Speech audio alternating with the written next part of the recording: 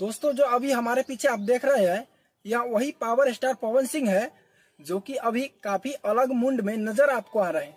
दोस्तों अभी आप लोग देख सकते हैं वो जो पीछे किस प्रकार के कपड़े और वस्त्र में नजर आ रहे हैं, हाथ में क्या लिए हुए हैं।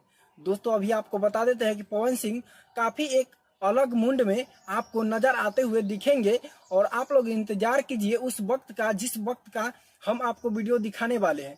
और पवन सिंह काफी अलग एक नजरिया में आपको दिखने वाले हैं और काफी ज्यादा ये जो वीडियो है ट्रेंड में आएगा।